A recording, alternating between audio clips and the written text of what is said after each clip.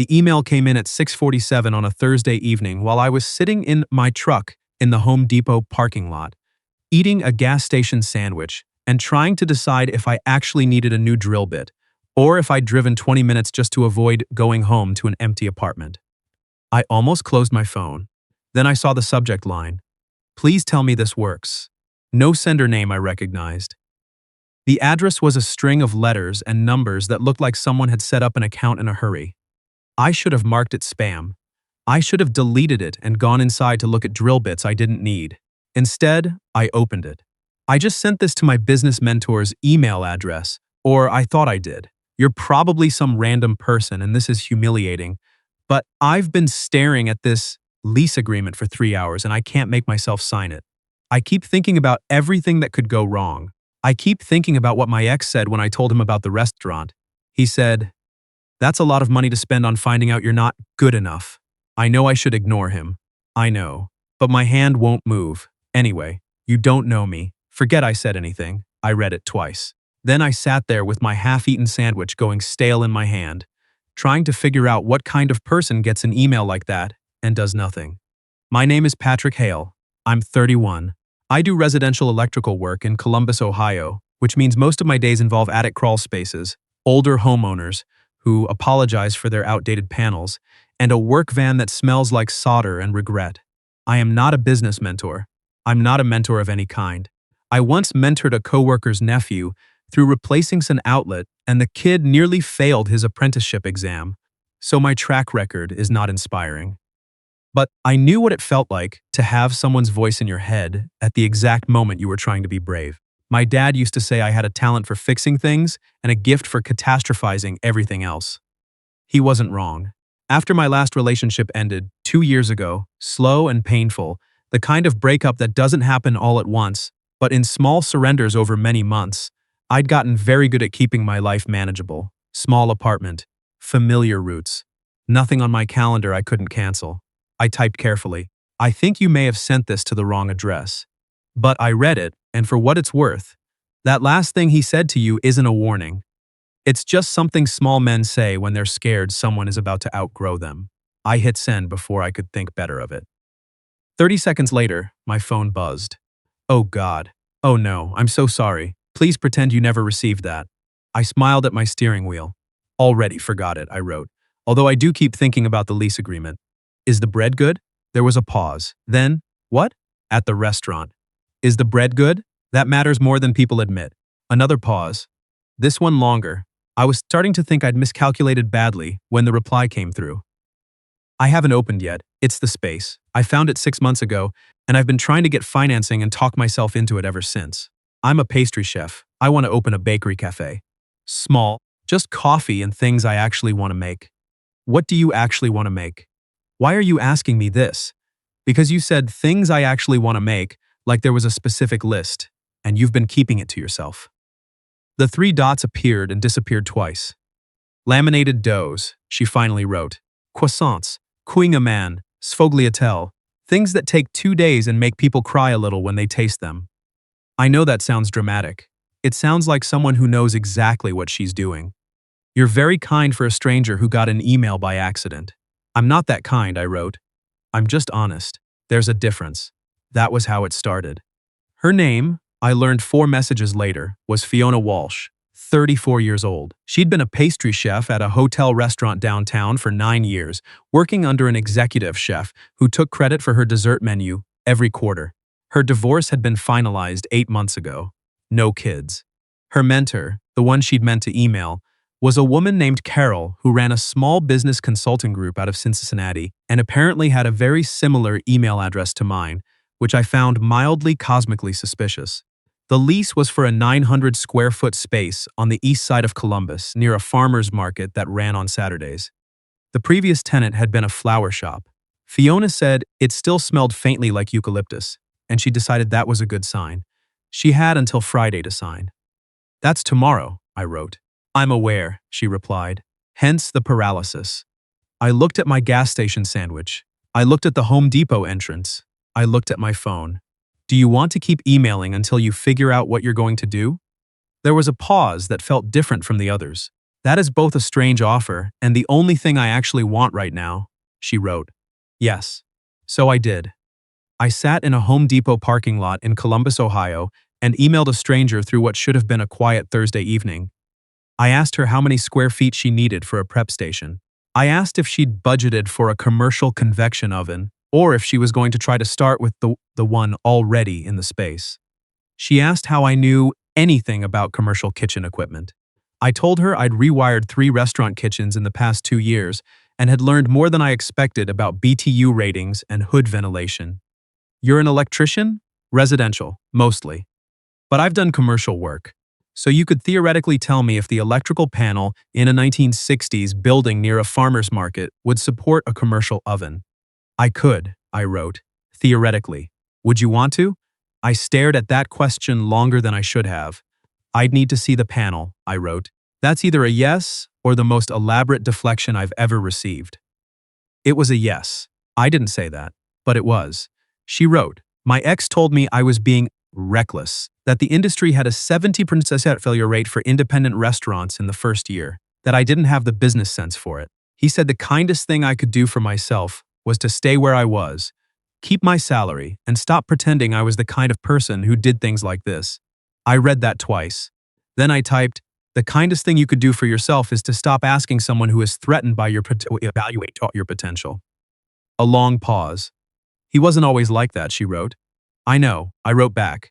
That part makes it harder, not easier. 3 dots appeared, disappeared. Then, you're unexpectedly perceptive for someone sitting in a parking lot. Depot, I clarified. It adds a certain clarity. She laughed. I knew she laughed because she wrote, okay, I actually laughed at that, and something in my chest did something I hadn't cleared it to do. I drove home without buying anything. I'm not sure I noticed until I was already back on the freeway. We emailed back and forth until almost 11 that night. She told me about her first job, at 17, in a bakery in Pittsburgh that her aunt owned. How she'd learned to score bread at 5 in the morning before school. How she'd gotten a culinary scholarship and her ex, they'd been together since college, had been supportive in the beginning, then slowly less so, then quietly resentful, then openly dismissive by the time she got the hotel job. How the hotel job had paid well and hollowed her out in ways she was still trying to name. I told her about the apartment, the quiet, the drill bits I almost bought for no reason. She said that was the saddest purchase she'd ever heard of. I said I hadn't bought them. She said that made it sadder. At 10:53, she sent, I'm going to sign it. I sat up straighter. Yeah? Yeah. I think I've been waiting for someone to tell me I wasn't foolish. But you're right that asking Garrett for that was never going to work. Garrett. That was the first time she'd said his name. It landed the way those names always do, making a person real who'd been abstract. You're not foolish, I wrote.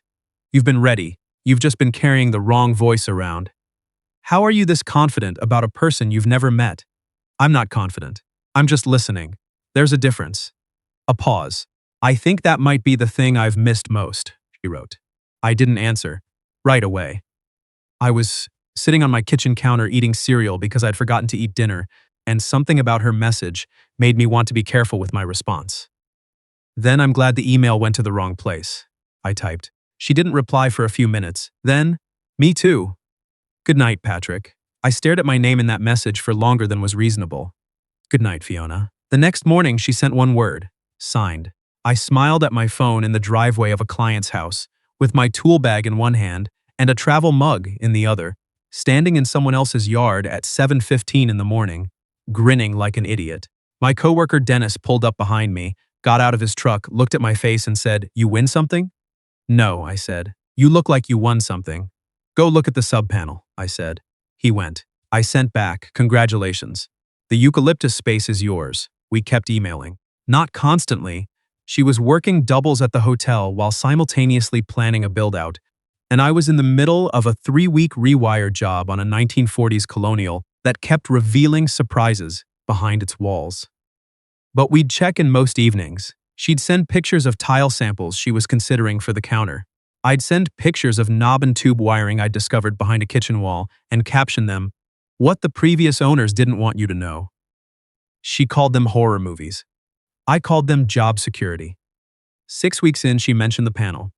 I had an electrician come look at the space, she wrote. He says the panel needs a full upgrade. 200 amp service, new breakers, the whole thing. He quoted me $4,800. I typed, "Who did you call?" "Someone from Yelp. 4 stars." Is that bad? Not necessarily. But I know what that job should cost, and 4,800 is about 1,000 high. What's the address, Patrick? I'm not doing it for free, I said. I'm doing it for market rate, which is not what he quoted you. Send me the address. There was a long pause. You don't have to do this. I know. You've never met me. I know that too, I wrote. Send the address. She did. I went the following Saturday morning, which was the first time I saw Fiona Walsh in person. She was standing outside a narrow storefront on Livingston Avenue with a cardboard cup of coffee from the place next door, wearing a flour-dusted apron over her regular clothes. Because she'd apparently been doing test bakes in a rented kitchen space nearby and hadn't stopped to change. Her hair was dark and pulled back, and she had the particular kind of calm that comes from being extremely competent and also extremely tired. When she saw me climb out of my van, she looked at me the way a person looks at someone they've been talking to through a screen, searching for the physical version of a voice. "You're younger than I expected," she said. "You're more flour-covered than I expected," I said. She looked down at herself and laughed. It sounded exactly like her emails. I was unreasonably glad about that. The panel was in the back of the space, near what would become the prep kitchen. It was original to the building, a 60-amp Federal Pacific box that had no business being in any commercial space. I pulled the cover and looked at it for a long moment. "Is it bad?" Fiona asked from the doorway. "It's vintage," I said. "Is that electrician for bad?" "It's electrician for I'm being diplomatic. Yes, it needs to come out." I looked around the space. The bones were good. High ceiling, good natural light from the front windows, the faint ghost of eucalyptus and old wood. I could see what she saw in it. "I can have this done in 2 days. I'll do it for $3,400. That's actual market rate." She was quiet for a moment. "Fiona," I said, "I'm not doing you a favor. I'm doing the job correctly for what the job costs." She looked at the panel, then at me. "Can I ask you something?" "Sure. Why are you here?" "I thought about that." "Because you signed the lease," I said finally. "And I wanted to see the space." She studied me for a moment. Then she nodded, like that was the answer she was going to let herself accept for now. "I'll make you coffee," she said. "Real coffee, not that." She nodded at the cup from next door. "I brought my French press. I'll take it," I said. We worked through the morning, her making notes on a clipboard about what would go where, me taking measurements and making calls about permits. Around 11, she made coffee on a folding table she'd set up near the front window, and we stood there drinking it in a half-empty future bakery while traffic moved past on Livingston. "It still smells like eucalyptus," I said. "It does," she said. "I've decided it's the building's personality." "Buildings have personalities?" "The good ones do." She looked at the walls. "This one is patient. It's been waiting a while." I didn't say anything. I was thinking about how she'd said that with complete seriousness. No embarrassment, just a person who believed what she believed. I came back Monday and Tuesday. I got the permit. I pulled the old panel. I ran new service and installed a 200-amp square D box that would handle everything she was planning to put in the space, plus anything she might add later. She wasn't there most of those days. She was still working her hotel shifts, but she texted me questions, and I answered them between tasks. She wanted to know if I thought a pass-through window between the prep area and the counter would require additional circuits. She wanted to know if I'd seen the tile she'd finally chosen online. I had not. She sent a picture. It was a small hexagonal tile, off-white with pale gray grout, and it was exactly right for the space. "How do you know it's right?" she asked. "Because it looks like something that belongs there," I wrote. "Not something that's trying to. 3 dots. You're doing it again." "What?" "Saying things that sound simple but aren't." I put my phone in my pocket and went back to running conduit, which was easier than figuring out to respond to that. I finished the job on a Tuesday afternoon. I left the invoice on her folding table. She texted me when she got it. "This is less than you quoted me. I found a way to run the service that saved about 2 hours of work," I wrote. So I adjusted Patrick. "The number is fair." A pause. Then, I sat with that text for a moment. "You're a pastry chef. I'm also a person who cooks." Don't be reductive. Saturday. My apartment. I'll make something real, not croissants, although I'll probably also make croissants. Fiona, is that a yes? It was a yes. I knew it was a yes the moment I read the message. I typed, "What time?" She said 7. I showed up at 7 with a bottle of wine I'd asked Dennis's wife to recommend because I know nothing about wine, and she'd taken it very seriously, texting me 3 options with tasting notes before I'd even finished asking.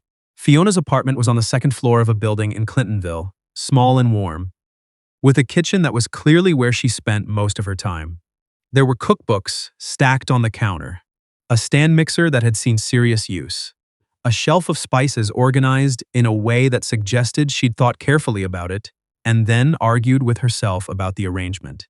She made roasted chicken with preserved lemons and herbs, a simple green salad, and a bread she'd made herself from a starter she'd been maintaining for 4 years. She said she'd brought the starter with her when she moved out of the house she'd shared with Garrett.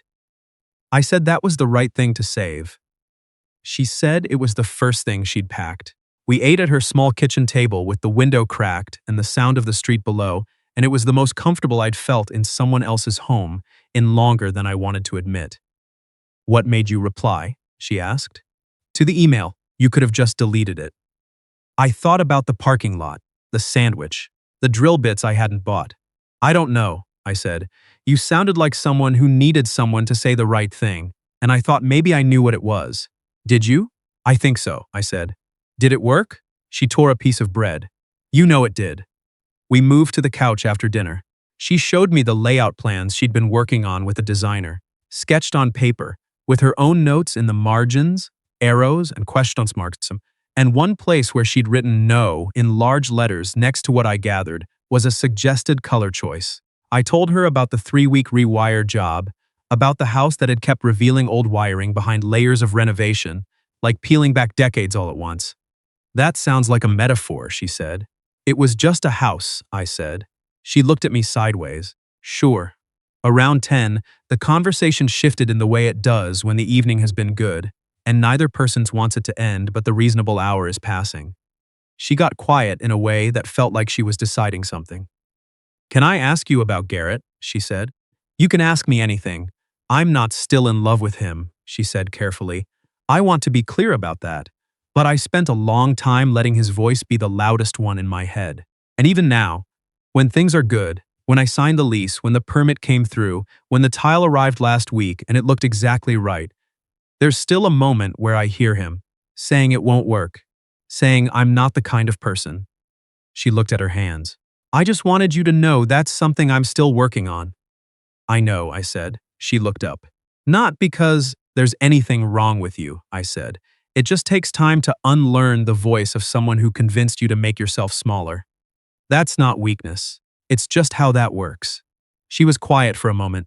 "You sound like you know. My last relationship," I said. "Different situation. But the part about making yourself smaller, yeah, I recognize that." She looked at me for a moment. Then she said, "I'm glad the email went to the wrong place." "You already said that," I said. "I know," she said. "I meant it more this time. I didn't plan what happened next. I don't think either of us did. It was just the end of a good evening, and the right distance closing, and 2 people who had been careful for a long time making a different choice." The kiss was brief and soft, and tasted like the wine and the lemon from the chicken, and when she pulled back, she didn't look surprised. She looked like someone who'd been waiting to see what something felt like and had gotten her answer. "I should let you know," she said so quietly, "that I'm going to be extremely busy for the next 4 months." "I know," I said. "You're opening a bakery. I'm going to cancel plans," she said. "I'm going to text you at 11 at night about refrigeration units. I'm going to be covered in flour a significant percentage of the time. I work in people's attics," I said. "I'm usually covered in insulation." She laughed. "Fiona," I said, "I've been emailing you for 2 months. I know what I'm getting into." She looked at me for a moment. "Okay," she said. That was it. That was all she said. But the way she said it meant something different from just okay. Garrett appeared 3 weeks before the opening. I didn't know until afterward. Fiona called me while I was driving home from a job, and I knew from the first word, just my name, Patrick, that something had happened. "He came to the space," she said. I pulled over, not dramatically. I just didn't want to be driving. "Are you okay?" "I'm fine." "He wasn't?" He didn't do anything. He just showed up while I was there with the designer, and he wanted to talk. She exhaled. He said he'd heard about the bakery through someone we both know. He said he wanted to apologize. Did he? A pause. Sort of. He said he was sorry I'd felt unsupported. Which isn't quite the same thing. No, I said. It's not. He said he hoped I would succeed. She was quiet. And then he said that if it didn't work out, I shouldn't be too hard on myself, because the industry was brutal and not everyone was built for that kind of risk. I sat there in my parked van with the engine running. What did you say? I said thank you for stopping by and showed him the door. She paused. I was polite. I didn't yell. I didn't explain myself. I just let him leave. Good, I said. It didn't feel good, she said. It felt like something I had to get through. That's usually how the right thing feels. She was quiet for a moment. He asked if I was seeing anyone. I waited. I said yes, she said. I looked out through the windshield at the street. A woman walking a dog, 2 kids on bikes. The ordinary Thursday evening continuing without comment. Good, I said again, and this time she could probably hear what else was in it. She laughed a little, unsteady. I went back to work after he left. The designer thought I was fine. I put in 4 more hours on the signage mock-ups, and then I sat on the floor of the space at 9 o'clock at night and cried for about 10 minutes. Did it help? Expectedly, yes. A breath. Then I got up and finished the mock-ups. That sounds right, I said. I don't want him to matter less to the story than he does, she said carefully. He was 9 years of my life. But I also don't want him to matter more than he should anymore. That sounds like the right place to land, I said. The bakery opened on a Saturday in October. I was there at 6 in the morning because Fiona had texted me the night before. I can't sleep, and I need someone to tell me where to stand when the line forms because I don't know what to do with myself. I drove over with coffee from the 24-hour place on Broad and stood with her in the empty space at 6:15 while the city was still mostly gray and quiet outside the window. The tile looked perfect. The counter was white oak, smooth and simple. There was a small chalkboard menu above the espresso machine. The laminated pastries were in the case, kouign-amann and croissants, and something she called a morning bun that she'd been tweaking the recipe for since July. It smells like the thing it was supposed to be, I said. She looked at me. What? The space. It smells like yours now, not like the flower shop. I looked at the case, like brown butter and cardamom and whatever you put in the morning bun. She pressed her lips together. Orange zest, she said, and a little anise. Is that why it smells exactly right? She didn't answer. She just leaned slightly against my arm, and I let her. And we stood there in her bakery at 6:15 in the morning, watching the street start to wake up. The line formed before 8. By 10 it went out the door, and halfway down the block. By noon the case was half empty, and she'd already sent her 1 employee to the walk-in for the second round of morning buns. I stayed out of the way. I ran to the supply store once, for a part when one of the outlets behind the counter started reading warm. Turned out to be nothing serious, a slightly loose connection, a 2-minute fix, and came back to find the line still going, and Fiona behind the counter moving with the particular confidence of someone in exactly the right place. Her friend from culinary school, a woman named Daphne, pulled me aside around 11 and said, "You're the electrician." "I'm Patrick," I said. "I know who you are," she said. She looked me over the way friends do when they're deciding if you clear the bar. "She talks about you differently from who?" "From everyone," Daphne said. She nodded, apparently satisfied with whatever she'd found. Good. The opening day rush lasted until 3 in the afternoon. By 4 the case was empty, the door was locked, and Fiona was sitting on the floor of her bakery with her back against the front counter, shoes off, a glass of sparkling water in one hand. I sat beside her. "I sold out," she said. "You sold out. I had to turn people away at 2:30. She looked up at the ceiling. "I didn't make enough. That is a good problem. It's a great problem." She turned her head to look at me. Her eyes were tired, and that comes from something going better than you let yourself believe it would. "Patrick, yeah, thank you. For what?" "I fixed an outlet today." "Not for that," she said. "For the email. For the parking lot email I sent to the wrong person. For not deleting it." She held up her water glass slightly, like a small toast. "For saying the thing that was right to say when I needed to hear it." I looked at her. "You would have signed the lease, maybe," she said, "but I would have signed it scared. and then I would have been scared the whole time. She looked around the space, the empty case, the chalk menu, the hexagonal tile she'd chosen herself. I wasn't scared today. I didn't say anything. There was nothing to add to that. We sat there on the floor of her bakery for a while, with the city going quiet outside, until she stood up and said she needed to do inventory and asked if I wanted to stay, and she'd make us something to eat with whatever was left in the walk-in. I stayed. She made eggs with the herbs she'd had left over from a quiche special and toast from a sourdough loaf that hadn't sold, and we ate it at the counter in the quiet of the closed bakery, with the lights low and the tile gleaming faintly from the kitchen. Garrett would have said today was beginner's luck, she said. Garrett can say a lot of things, I said. You sold out on opening day. She smiled. I want to ask you something, I said. Okay. Is this? I stopped because I wanted to say it right. I know the last few months have been complicated. You've been building this, and I don't want to put pressure on something before it has room to breathe. But I want you to know that what I said to you in October, when I said I knew what I was getting into, I meant it. I'm not going anywhere. Not unless you tell me to. She looked at me for a long moment. Then she said, I rescheduled a date with you 4 times in September to deal with health department paperwork. I know you brought me dinner to the space twice when I forgot to eat. The second time you called it dropping off supplies, I said. Afen? I found that reasonable, Patrick. She set down her fork. I'm not telling you to go anywhere. I nodded. I'm telling you that I'm going to keep being this busy, she said, and this stubborn. And I'm going to argue with you about outlet placement for the second location before we've even discussed a second location, because that's how my brain works. Second location, I said.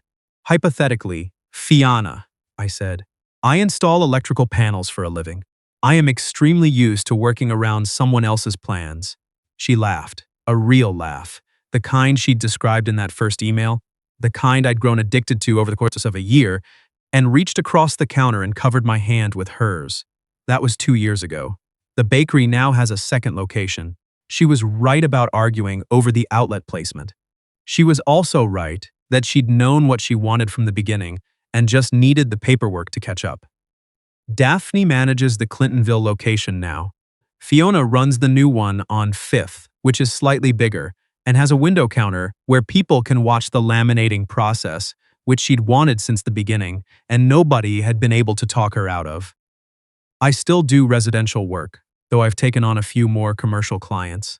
I rewired the 5th Street space myself. She did not give me a discount on the morning buns. I did not ask for one. We don't live together yet, but her sourdough starter lives in my refrigerator because my apartment stays a more consistent temperature and she trusts it there. I find that quietly meaningful in a way I've never fully explained to her and she's never asked me to. Some evenings after she closes, she'll text me from 3 miles away. Terrible day. Butter crisis. Someone Googled us and left a 3-star review saying the croissants were too flaky. Do croissants need defending? And I'll text back. Yes, vigorously, come over. I'll start something for dinner. And she'll text back. 20 minutes. She's usually 25. I don't say anything about that. I've learned the difference between a person who needs things fixed and a person who needs company, and I've learned which one she is. And I've learned, slowly, in the way I learn most things worth knowing, that sometimes the right email goes to the wrong address, and the wrong address turns out to be exactly right. And there's a version of your life that only opens because something small went sideways on a Thursday evening in a Home Depot parking lot. I still don't have that drill bit. I never went back for it.